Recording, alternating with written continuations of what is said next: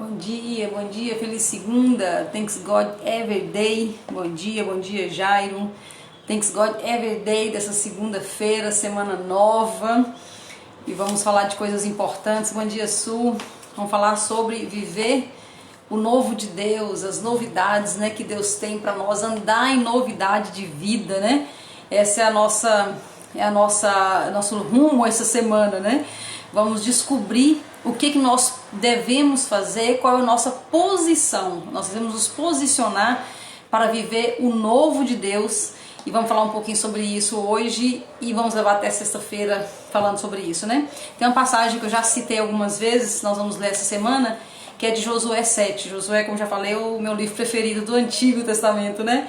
E aí conta o seguinte, conta uma história muito interessante em Josué 7, que Josué tinha assumido toda a congregação, né? Tinha assumido a liderança ali do povo hebreu, né? Bom dia, João. E aí, na liderança, ele estava, como diz nosso amigo Pablo, tocando terror na terra. Ele ganhava todas, né? Josué, com o povo de Deus, eles ganhavam todas as batalhas. Não existia inimigo difícil para Josué e a sua equipe, né, para sua turma de guerra ali. Onde eles chegavam, eles destruíam tudo, eles assumiam tudo e eles tinham vitória em cima de vitória. Bom dia, Carol, bom dia, Andréia. Sejam bem-vindos aqui nosso bate-papo. E então Josué vencia todas, estava no momento, tipo assim, estava na crista da onda. E aí tinha uma cidade que eles tinham que sitiar, que eles tinham que assumir, né, que chamava Ai. E aí eles olharam, né, Josué mandou alguns espias, né, alguns homens de guerra ir lá olhar, e os homens voltaram com a seguinte informação: Josué, fácil demais, nós que já vencemos tantas, né, fácil demais, pequeno demais, poucos guerreiros, então vamos fazer o seguinte, nós vamos avançar para cima de Ai com poucos homens, bom dia, para economizar energia e força, né? Nós não precisamos colocar todos os homens de batalha nisso, não. Vamos pegar só alguns homens ali, uma parte, e nós vamos lá, nós vamos destruir Ai e vai dar tudo certo. E Josué concordou na hora e falou: não, beleza, se é fácil a vitória, então vamos lá. E aí eles mandaram alguns guerreiros, porque era fácil demais a vitória. Eles tinham acabado de passar por uma vitória dificílima, né? Que foi a de Jericó, que foi a primeira, né? Bom dia. Então eles estavam cheios de confiança e Deus estava dando todos os inimigos nas mãos deles. E aí eles foram para essa vitória certa, essa batalha pequena, esse pequeno obstáculo, e adivinham o que aconteceu? Eles perderam a guerra. E aí Josué ficou arrasado, né? Se jogou no chão, fez um drama diante de Deus e falou: Deus, como é que o Senhor faz um negócio desse? O Senhor colocou a gente para correr e ficou muito feio e tal, e começou ali a argumentar com Deus, e Deus mostrou para ele, né, para Josué, que existia pecado escondido na congregação. Ou seja, eles tinham perdido a guerra porque eles tinham enfraquecido a base, porque eles tinham escondido algum pecado, né? E aí o versículo, nós vamos ler, né? Os versículos vamos ver, tá? Em Josué 7, 21. Quando vi entre os despojos, isso é um homem falando, Acã, que era um dos guerreiros, né? Estava falando. Quando vi entre os despojos na guerra passada, boa veste babilônica, 200 ciclos de prata e uma cunha de ouro que pesava 50 ciclos, eu os cobicei e os apanhei. Esse foi o pecado. E eis que estão, presta atenção, estão escondidos na terra, no meio da minha tenda, e a prata está debaixo da tenda. Estava tudo muito bem escondido, né? O Acã, que foi quem fez isso, né, nunca imaginava que alguém pudesse descobrir. Por quê? Porque estava muito bem escondido. Mas quem foi que surpreendeu, né? Quem foi que mostrou onde é que estava escondido? Aquele que vê todas as coisas, aquele que vê desde o início, né?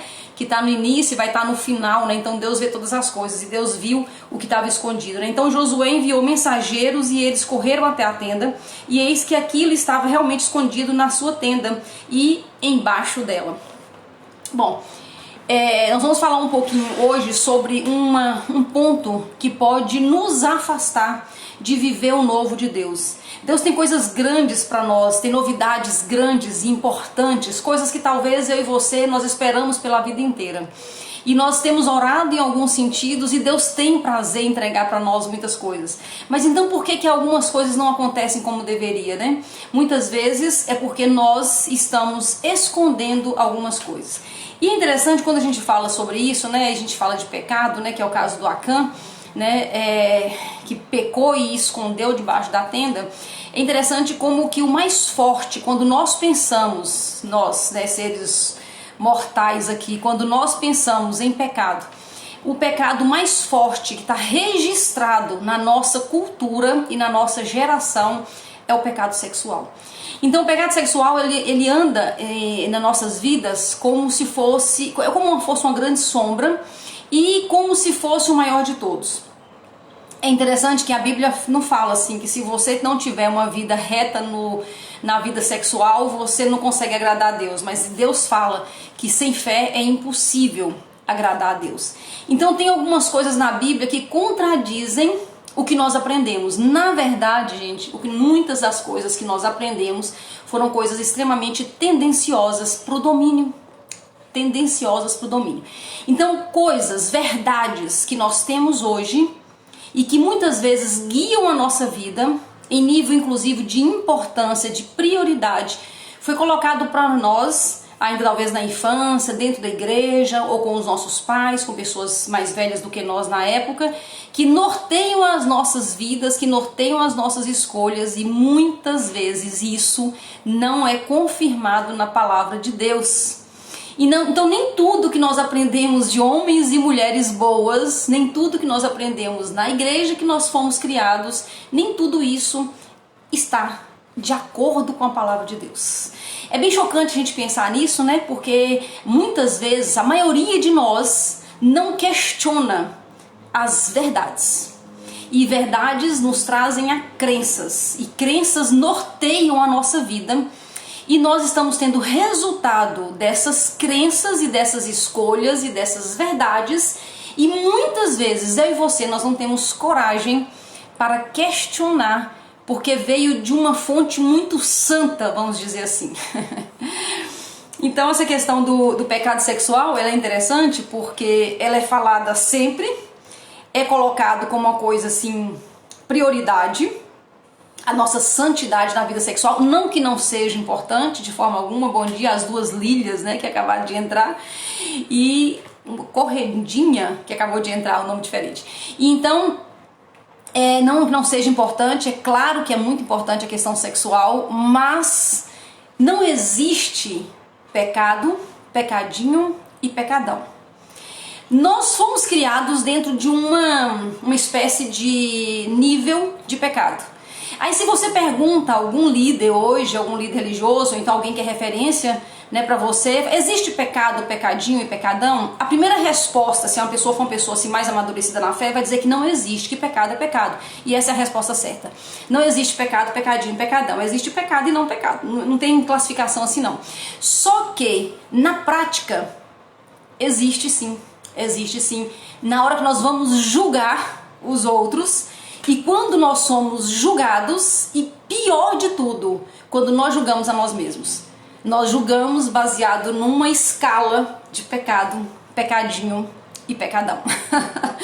O problema disso é que nós não fazemos esse tipo de análise baseada nem na palavra de Deus e nem na intimidade diária com Deus. Nós fazemos baseado nas nossas crenças. É esse que é o perigo.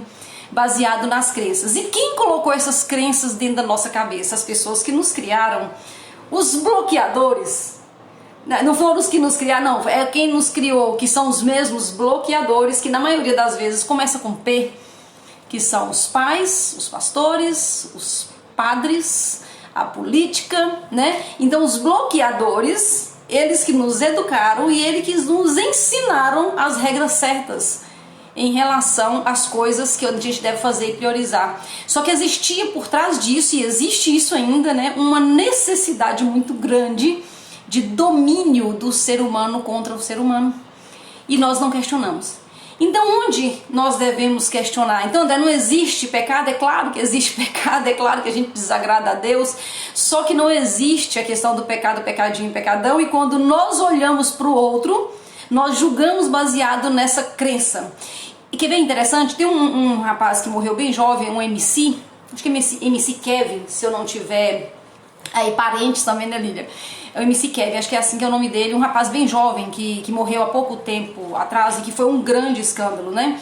Então a história parece que é mesmo assim, não o seguia, não sei quem é, mas parece que a história, pelo menos que eu ouvi, é assim, ele era recém-casado, ele muito jovem, a esposa muito jovem, muito bonita menina, né?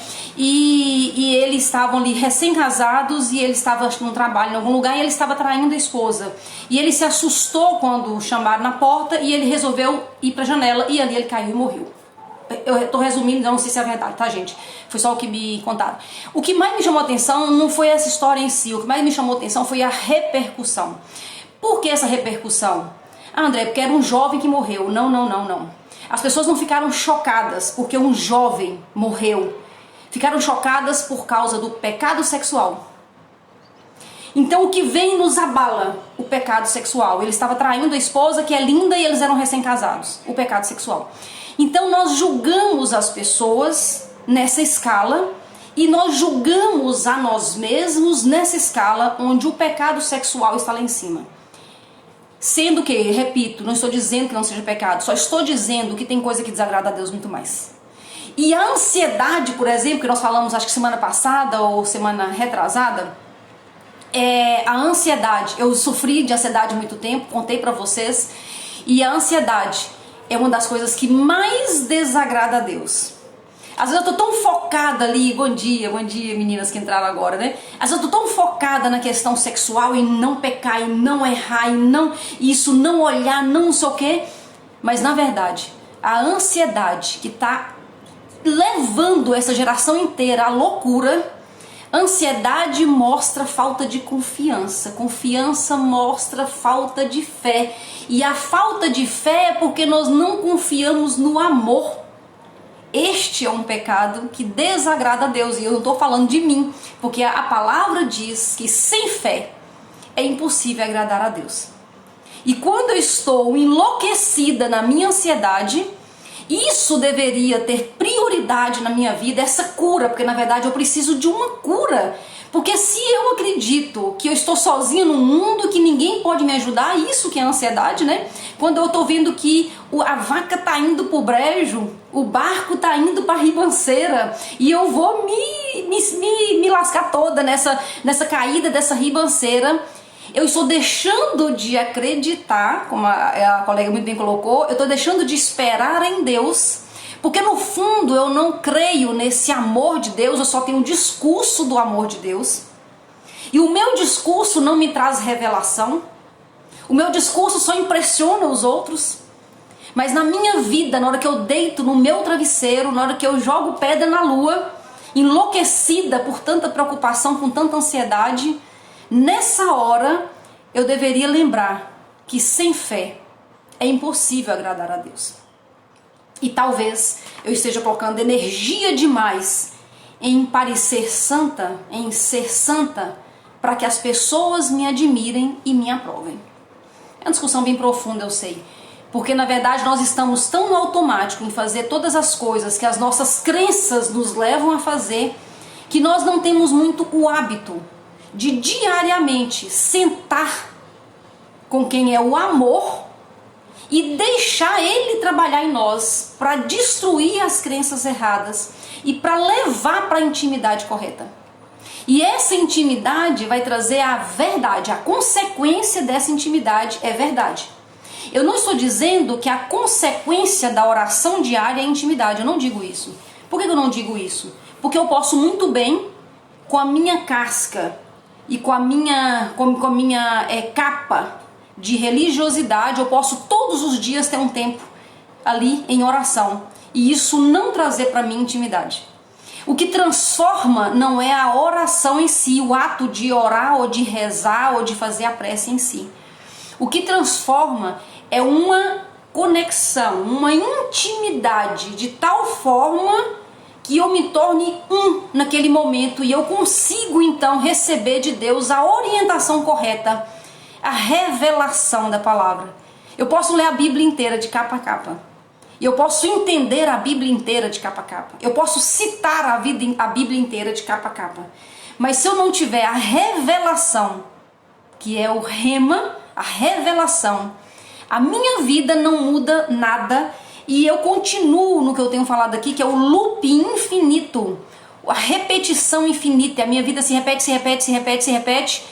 E aí tem uma frase que mostra bem isso, que foi uma frase popular, né, um dito popular que fala: quanto mais eu rezo, mais assombração aparece. Porque não é o tempo que eu fico rezando, orando ou em prece, mas é o nível de intimidade que eu tenho com quem pode me revelar as coisas que estão precisando ser ajustadas nessa minha vida. Isso vem de intimidade. Então, o que eu busco, que é o novo de Deus, o que eu busco, que é o que Deus tem para mim de melhor, só vem se eu tiver intimidade. Porque a intimidade me traz revelação. E a revelação me faz consertar essa direção e ir em encontro a tudo aquilo que Deus tem. A vontade de Deus é boa, perfeita e agradável. Ele tem planos grandes para mim e para você. Mas se eu ficar presa às minhas crenças, ou pior, nem minhas não são, eu peguei de alguém. Se eu ficar presa às crenças das pessoas que me bloquearam na infância, que por eles serem bloqueados, eles também me bloquearam, e por eu não ter intimidade, eu não consigo mudar essa realidade, eu posso passar uma vida inteira e chegar no final sem experimentar a vontade boa, perfeita e agradável de Deus, sem experimentar o novo de Deus. Deus está nos chamando, Deus está nos chamando com muita urgência nesse tempo. Nós estamos chegando no fim, nós estamos na última geração, e nós temos então essa urgência de conectar com o que é verdadeiro. As coisas vão mudar muito e é preciso que mude de dentro para fora. É preciso que a gente pegue tudo isso que está acontecendo e faça a mudança necessária para ir para outro nível. Qual é o nível? Uma pergunta que eu faço sempre nos meus momentos de intimidade com Deus é: Deus, qual é a chave para o próximo nível? Qual é a chave para o próximo nível? E nessa pergunta Deus já trabalhou muitas coisas em mim. Deus já trabalhou comigo a questão do amor, já trabalhou comigo a questão da fé, do se jogar na presença dele, da confiança absoluta, da ansiedade. Cada vez que eu faço essa pergunta para Deus, eu não faço todos os dias, porque quando ele me dá uma chave, eu preciso trabalhar aquela chave. Eu pergunto: Deus, qual é a chave para a próxima? Qual é a senha, né?